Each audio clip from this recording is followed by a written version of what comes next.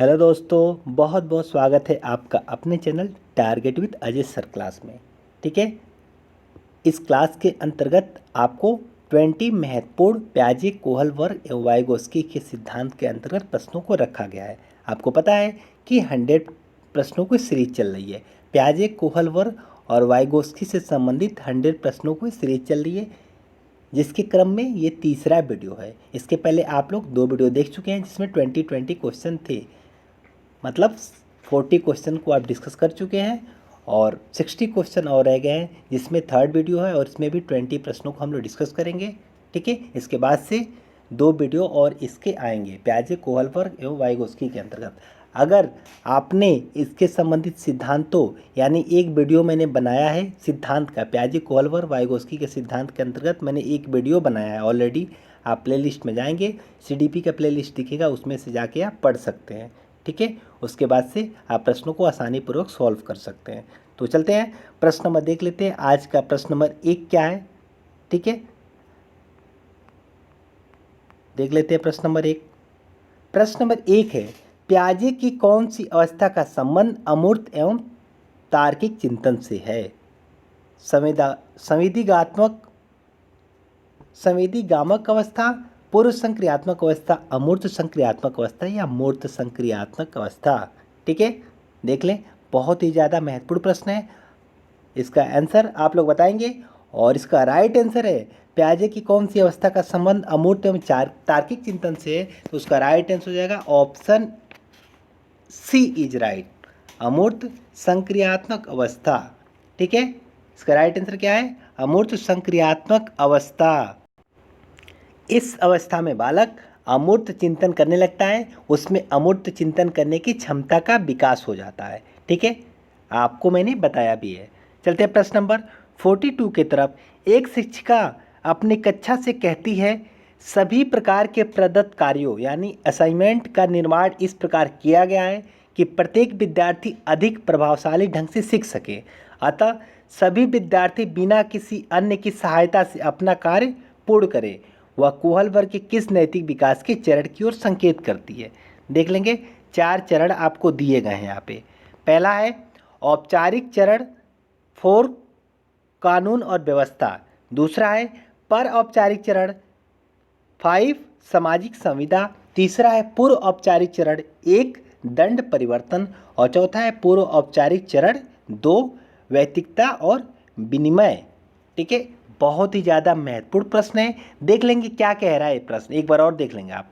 एक शिक्षिका अपने कक्षा से कहती है कि सभी प्रकार के प्रदत्त कार्यों का निर्माण इस प्रकार किया गया है कि प्रत्येक विद्यार्थी अधिक प्रभावशाली ढंग से सीख सके, अतः सभी विद्यार्थी बिना किसी अन्य की सहायता से अपना कार्य क्या करते हैं? पूर्ण करें। ठीक है, वह कोहल वर्ग के किस नैतिक विकास की चरण की ओर संकेत कर रही है? तो इसका राइट आंसर हो जाएगा ऑप्शन 1। ठीक है, ऑप्शन ए इज राइट, औपचारिक चरण 4 कानून और व्यवस्था। ठीक है, आप लोगों को मैंने बताया भी था कि इस चरण के अंतर्गत, ठीक है, औपचारिक चरण के अंतर्गत या परंपरागत नैतिक स्तर इसे बोला जाता है या रूढ़िगत नैतिक स्तर बोला जाता है, जिसकी आयु क्या होती है? 10 से 13 वर्ष। क्या होती है? तो 10 से 13 वर्ष इसकी आयु होती है, परंपरागत नैतिक स्तर। और इसमें मैंने 2 स्टेप बताया था, एक बताया था अधिकार संरक्षण अभिमुखता और एक बताया था अच्छा लड़की या अच्छी लड़की या अच्छा लड़का। ठीक है, और ये जो बातें हो रही हैं ये हो रही हैं अधिकार संरक्षण अभिमुखता के अंतर्गत। इस अवस्था में बच्चे नियम एवं व्यवस्था के प्रति जागरूक होते हैं तथा वे नियम एवं व्यवस्था के अनुपालन के प्रति जवाबदेह होते हैं। ठीक है, चलते प्रश्न नंबर नेक्स्ट की तरफ। और नेक्स्ट नंबर प्रश्न है हमारा 43। भाषा विकास के संदर्भ में निम्नलिखित में से कौन सा क्षेत्र प्याजे द्वारा कमतर आंका गया है? ठीक है, कमतर आंका गया है पूछा जा रहा है। भाषा विकास के संदर्भ में इनमें से प्याजे ने सबसे कम बल किस पे दिया है? अहंग केंद्रित भाषा पर, विद्यार्थी द्वारा संक्रियात्मक रचना पर, आनुवांशिकता पर या सामाजिक अंतःक्रिया पर? तो इसका राइट आंसर मैं बता दूं, 43 का जो राइट आंसर हो जाएगा वो हो जाएगा ऑप्शन डी। ठीक है, ऑप्शन डी इज राइट। भाषा विकास के संदर्भ में पियाजे ने सबसे कम बल दिया है सामाजिक अंतःक्रिया पर। उनके अंतर्गत अहम केंद्रित भाषा बहुत ज़्यादा ज़रूरी होती है, जिससे बच्चा क्या करता है, खेलते वक्त कुछ भी करता रहता है, ठीक है, वो स्वयं से बातें करता रहता है, आपस में गुनगुनाता रहता है, बोलता रहता है, ठीक है, मतलब स्वयं से बातें करना भी भाषा विकास के लिए आवश्यक है। पियाजे के अनुसार विद्यार्थी द्वारा संक्रियात्मक रचना भी आवश्यक है और आनुवांशिकता भी आवश्यक है, ठीक है। आनुवांशिकता का तात्पर्य ऐसा है कि जैसे माता पिता होंगे वैसे उसके बच्चे का भाषा विकास होगा। चलते प्रश्न नंबर नेक्स्ट की तरफ। सामाजिक अंतरक्रिया भाषा के विकास में कम प्रभावशील है, किसके अनुसार, पियाजे के अनुसार। पियाजे ने भाषा पे विकास दिया है लेकिन सामाजिक अंतरक्रिया पर विकास बल नहीं दिया है, ठीक है। निम्नलिखित में से कौन सा कोहल वर्ग के नैतिक विकास के चरणों का लक्षण है। सभी संस्कृतियों से संबंध चरणों की सार्वभौम श्रृंखला, विभिन्न चरण एक गैर पदानुक्रम रूप से आगे की ओर बढ़ते हैं, और तीसरा है चरणों का परिवर्तनशील अनुक्रम, और चौथा है विभिन्न चरण अलग अलग प्रत्युत्तर है न कि सामान्य प्रतिमान, ठीक है।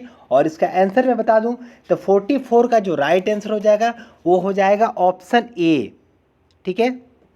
सभी संस्कृतियों से संबंध चरणों की सार्वभौम श्रृंखला, ठीक है। आप लोग याद रखेंगे कोहल वर्ग के नैतिक विकास के चरणों का जो लक्षण है सभी संस्कृतियों से संबद्ध चरणों की सार्वभौम श्रृंखला होती है। चलते प्रश्न नंबर 45 की तरफ। निम्नलिखित में से कौन सा निहितार्थ पियाजे के संज्ञानात्मक विकास के सिद्धांत से नहीं निकाला जा सकता। खोजपूर्ण अधिगम शाब्दिक शिक्षण की आवश्यकता, बच्चों की अधिगमनात्मक तत्परता के प्रति संवेदनशीलता, और चौथा है व्यक्तिगत भेदों की स्वीकृति।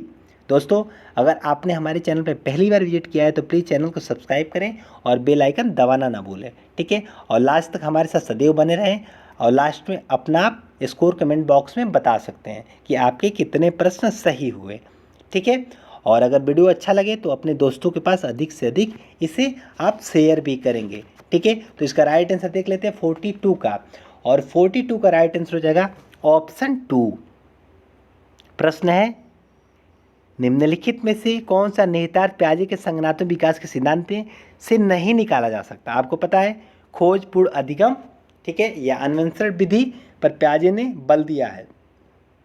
बच्चों की अधिगमनात्मक तत्परता के प्रति संवेदनशीलता, बिल्कुल इस पर भी बल दिया है। और व्यक्तिगत भेदों की स्वीकृति, व्यक्तिगत भेदों के द्वारा पहले उनका पता लगाएंगे और व्यक्तिगत भेदों के द्वारा उन्हें अधिगम की प्रक्रिया में सम्मिलित करेंगे, ठीक है। जो सबसे कम इनके सिद्धांतों के संज्ञानात्मक विकास के सिद्धांतों से जो नहीं निकाला जा सकता है वह है शाब्दिक शिक्षण की आवश्यकता। जीन पियाजे का संज्ञानात्मक विकास खोजपूर्ण अधिगम, बच्चों की अधिगमनात्मक तत्परता के प्रति संवेदनशीलता तथा व्यक्तिगत मदों की स्वीकृति पर आधारित है। शाब्दिक शिक्षण की आवश्यकता संज्ञानात्मक सिद्धांत के अंतर्गत नहीं आती है। चलते प्रश्न नंबर 46 की तरफ, और 46 नंबर प्रश्न देख लेते हैं हम लोग क्या है। 46 नंबर प्रश्न है पियाजे के विकासात्मक सिद्धांत के परिप्रेक्ष्य में निम्नलिखित में से कौन सा आरेख विकास को समुचित रूप से स्पष्ट करता है। देख लें, 4 ऑप्शन आपके सामने हैं। विकास, आयु, ऑप्शन 1 सब में विकास और आयु है। आपको अलग अलग प्रकार के ग्राफ दिख रहे होंगे तो आपको ग्राफ देख के बताना है। पूछा जा रहा है पियाजे के विकासात्मक सिद्धांत के परिप्रेक्ष्य में निम्नलिखित में से कौन सा आरेख विकास को समुचित रूप से स्पष्ट करता है, ठीक है। देखिए पहला जो ग्राफ है वो तो उल्टा ही हो ही नहीं सकता, ठीक है। आयु के साथ साथ विकास क्या हो रहा है, ये उल्टा चल रहा है, ठीक है। तो ग्राफ ही ये सही नहीं है। और इसमें क्या है, विकास आयु के साथ साथ क्षैतिज रूप से बढ़ रहा है जो कि गलत है, ठीक है। और इसमें क्या है, विकास आयु के साथ साथ क्या हो रहा है, बढ़ता जा रहा है, और फिर समय के साथ आयु के साथ कम हो रहा है, ठीक है। ये तो ग्राफ उल्टा है, और इसमें लगातार विकास बढ़ता जा रहा है, ठीक है, क्षैतिज रूप से, और इसमें विकास एक क्रम में बढ़ रहा है फिर उसके बाद से लो हो रहा है। लेकिन आपको पता है कि विकास जो होता है, विकास जीवन पर्यंत तक चलता रहता है। और इसका राइट आंसर हो जाएगा ऑप्शन 3। आयु के साथ साथ जो विकास है, पियाजे ने विकासात्मक सिद्धांत के परिप्रेक्ष्य में आयत चित्र जिसको हिस्टोग्राम का प्रयोग किया है। ठीक है, आयत चित्र या हिस्टोग्राम कहते हैं, इसका प्रयोग किया है। और आयत आरेख के माध्यम से उसने विकास को एक सतत प्रक्रिया माना है जो निश्चित क्रम का अनुसरण करते हुए आगे बढ़ता है। एक निश्चित क्रम का अनुसरण करते हुए स्टेप बाय स्टेप आगे बढ़ता है। 4 स्टेप दिया इन्होंने एक निश्चित क्रम का जिसमें अनुसरण हो रहा है। चलते प्रश्न नंबर नेक्स्ट के तरफ। 47 नंबर प्रश्न है, बच्चों के व्यवहार को समझने के लिए विद्यार्थियों के घर के वातावरण का महत्वपूर्ण स्थान है तथा इससे प्राप्त सूचना को प्रभावशाली शिक्षा शास्त्र के निर्माण से जोड़ा जा सकता है। यह तथ्य अधिगम के किस सिद्धांत से संबंध है? रचनावादी, सामाजिक रचनावादी, व्यवहारवादी या पारिस्थितिकी? ठीक है, और इसका राइट आंसर मैं बता दूं तो इसका राइट आंसर हो जाएगा ऑप्शन 2, सामाजिक रचनावादी, सोशल कंस्ट्रक्टिविस्ट। ठीक है, सोशल कंस्ट्रक्टिविस्ट। इसमें क्या होता है, बच्चों के व्यवहार को समझने के लिए विद्यार्थियों के घर के वातावरण का महत्वपूर्ण स्थान होता है तथा इससे प्राप्त सूचना को प्रभावशाली शिक्षा शास्त्र के निर्माण से जोड़ा जा सकता है जो सामाजिक रचनावादी अधिगम सिद्धांत के अंतर्गत आता है। याद रखेंगे आप लोग। चलते प्रश्न नंबर 48 के तरफ।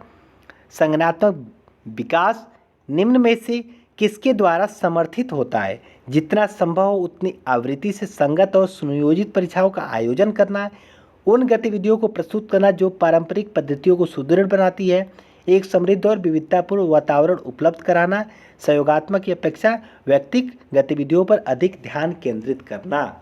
ठीक है, आपको पता है आपको अधिक सुनियोजित परीक्षाओं का आयोजन नहीं करना है। और दूसरा क्या है, उन गतिविधियों को प्रस्तुत करना जो पारंपरिक पद्धतियों को सुदृढ़ करती है। बिल्कुल भी नहीं, पारंपरिक नहीं बल्कि आधुनिक पद्धतियों को आपको सुदृढ़ करना है और उस पर फोकस करना है। समय के साथ जो पद्धतियाँ बच्चों के लिए रुचिकर होती हैं, उनके हित में होती हैं, वैसे पद्धतियों का प्रयोग किया जाना चाहिए। सहयोगात्मक की अपेक्षा व्यक्तिगत गतिविधियों पर अधिक ध्यान केंद्रित करना बिल्कुल भी गलत है। आपको पता है कि एक दूसरे के सहयोग के द्वारा अधिगम जो होता है वो तीव्र रूप में होता है। एक समृद्ध और विविधतापूर्ण वातावरण उपलब्ध कराना जिसमें बच्चे एक दूसरे से सीख सके। इसका राइट आंसर हो जाएगा 3। चलते प्रश्न नंबर 49 की तरफ। रिया कक्षा पिकनिक तय करने हेतु ऋषभ से सहमत नहीं है। वह सोचती है कि बहुमत को अनुकूल बनाने के लिए नियमों का संशोधन किया जा सकता है। यह सहपाठी विरोध प्याजे के अनुसार निम्नलिखित में से किससे संबंधित है? विस्मांग नैतिकता, संज्ञानात्मक अपरिपक्वता, प्रतिक्रिया या सहयोग की नैतिकता?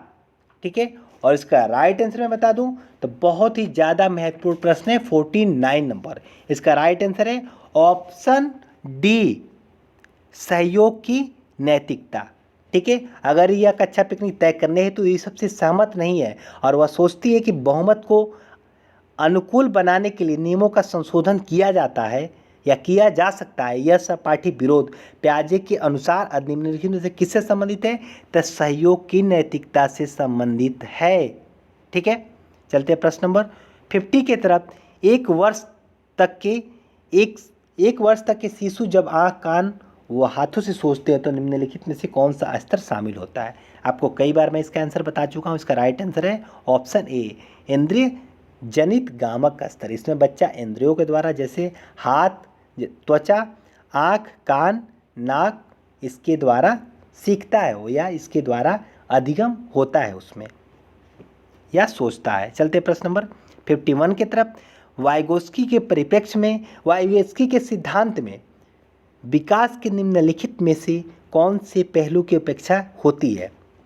याद रखेंगे, उपेक्षा की बात की जा रहा है, उपेक्षा की बात की जा रही है। यहाँ पे सामाजिक उपेक्षा होती है, सांस्कृतिक होती है, भाषाई होती है, जैविक होती है।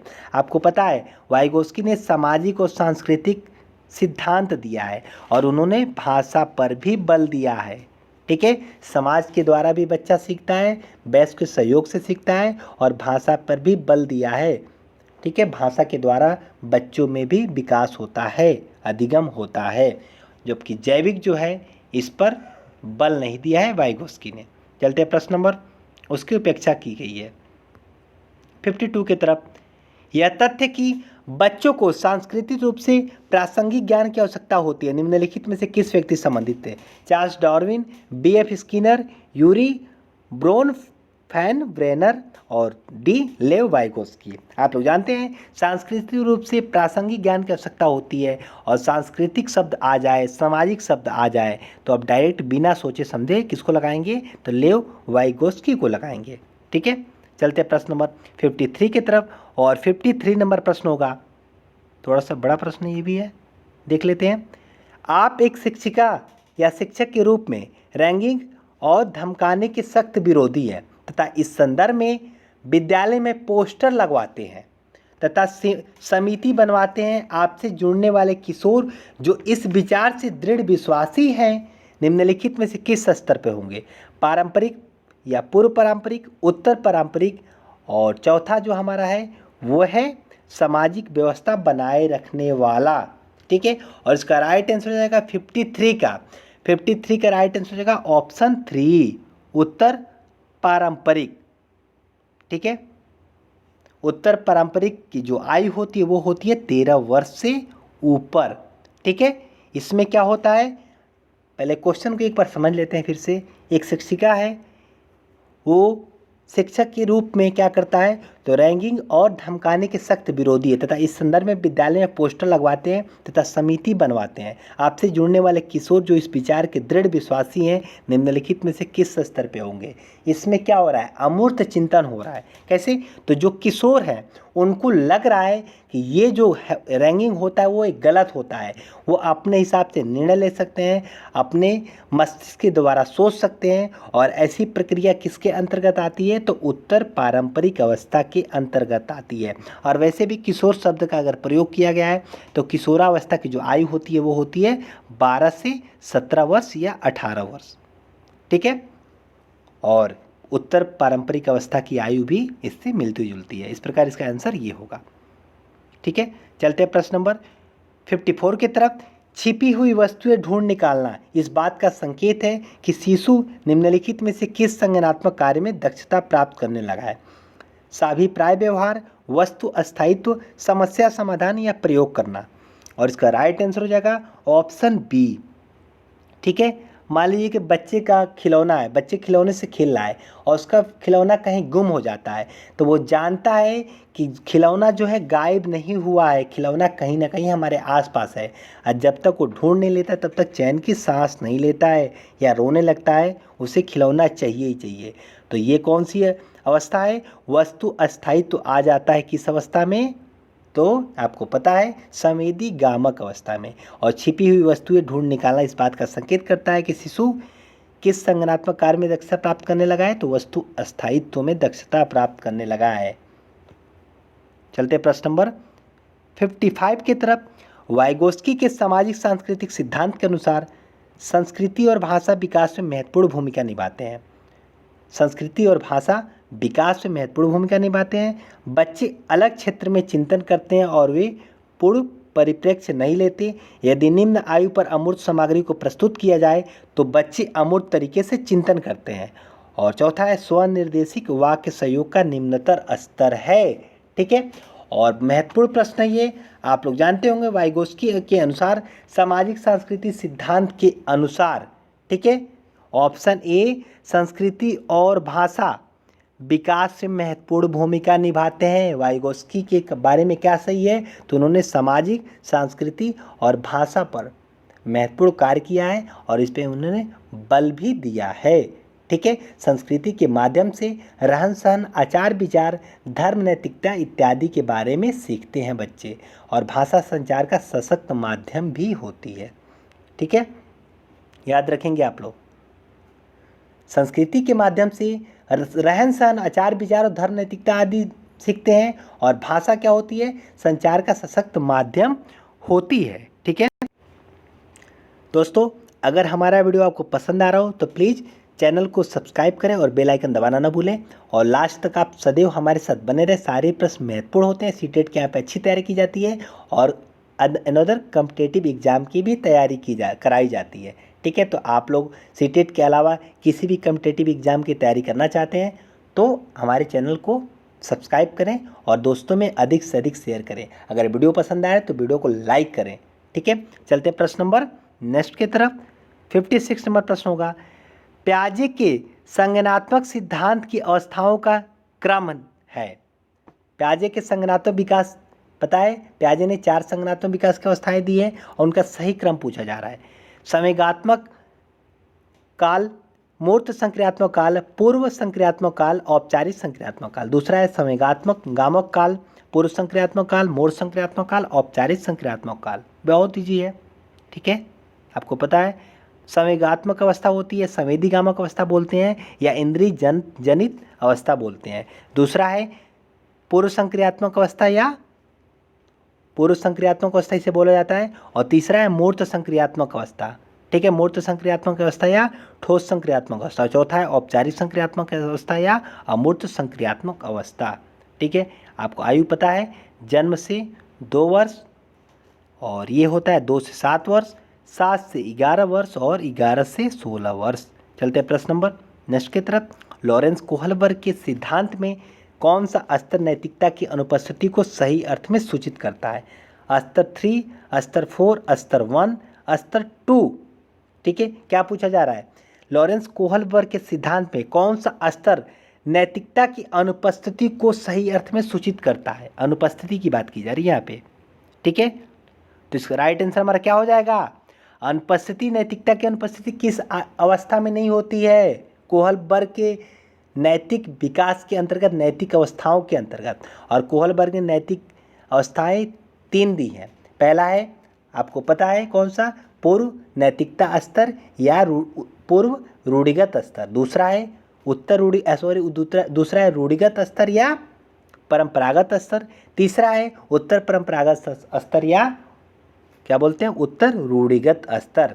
और आयु आपको पता है 6 से 10 वर्ष, 10 से 13 वर्ष और 13 से ऊपर। ठीक है, अनुपस्थिति की बात की जा रही है तो नैतिकता किस में नहीं पाई जाती? तो फर्स्ट वाले में नहीं पाई जाती। लॉरेंस कोहलबर्ग के सिद्धांत के अनुसार नैतिकता की अनुपस्थिति स्तर फर्स्ट में नहीं पाई जाती क्योंकि बच्चा इसमें काफ़ी छोटा होता है और दूसरे के विचारों के अनुरूप कार्य करता है। चलते हैं प्रश्न नंबर 58 की तरफ। प्रचलित योजनाओं में नई जानकारी जोड़ने को किस नाम से जाना जाता है? समायोजन, साम्यधारण, आत्मसात्करण, संगठन। ठीक है, किसी भी पूर्व विचार में नए विचार को जोड़ देना या किसी भी पूर्व जानकारी में नए जानकारी को जोड़ देना, समावेशित कर देना, क्या कहलाता है? बहुत ही ज़्यादा महत्वपूर्ण प्रश्न है, तो इसका राइट आंसर हो जाएगा आत्मसातीकरण। ठीक है, आत्मसातीकरण में क्या होता है? बच्चे के पूर्व विचारों में या पूर्व ज्ञान में नवीन ज्ञान, नए ज्ञान को जोड़ देना आत्मसातीकरण कहलाता है। ठीक है, चलते प्रश्न नंबर 59 के तरफ। 59 देख लेते हैं। प्याजे के सिद्धांत के अनुसार निम्नलिखित में से कौन सा व्यक्ति के संज्ञानात्मक विकास को प्रभावित नहीं करेगा? भाषा, सामाजिक अनुभव, परिपक्वन या क्रियाकलाप। इस पीछे भी हम लोग इस प्रश्न को डिस्कस कर चुके हैं, बस थोड़ा सा क्या हुआ, चेंज हो गया है। सेम प्रश्न है, थोड़ा सा फॉर्मेट अलग है बस। प्याजे के सिद्धांत के अनुसार निम्नलिखित में से कौन सा व्यक्ति के संज्ञानात्मक विकास को प्रभावित नहीं करता? इसका राइट आंसर हो जाएगा ऑप्शन बी। ठीक है, उन्होंने भाषा को भी महत्वपूर्ण माना है, क्रियाकलाप को भी करके सीखने को भी महत्वपूर्ण माना है और परिपक्वता को भी महत्वपूर्ण माना है। सामाजिक अनुभव को महत्वपूर्ण नहीं माना है जिन प्याजे जी ने। ठीक है, जबकि सामाजिक अनुभव को महत्वपूर्ण किसके द्वारा माना गया है? तो वाइगोस्की के द्वारा माना गया है। चलते प्रश्न नंबर 60 और आज का लास्ट प्रश्न है। अध्यापिका ने ध्यान दिया कि पुष्पा अपने आप किसी एक समस्या का समाधान नहीं कर सकती है, फिर भी वह एक वयस्क या साथी के मार्गदर्शन की उपस्थिति में ऐसा करती है। इस मार्गदर्शन को क्या कहते हैं? पार्श्वकरण, पूर्व क्रियात्मक चिंतन, समीपस्थ विकास का क्षेत्र या सहारा देना। और आपको पता है कि जब किसी कार्य को करने में बच्चा क्या करता है, बच्चे में समस्या उत्पन्न होती है, बच्चा कार्य को नहीं कर पाता है, उसे समस्या होने लगती है और किसी वयस्क से सहयोग दे दी जाती है तो वो कार्य को आसानी से कर लेता है। और किसके अंतर्गत आता है ये? समीपस्थ विकास का क्षेत्र या निकटतम विकास का क्षेत्र या ZPG, या जोन ऑफ प्रॉक्सिमल डेवलपमेंट।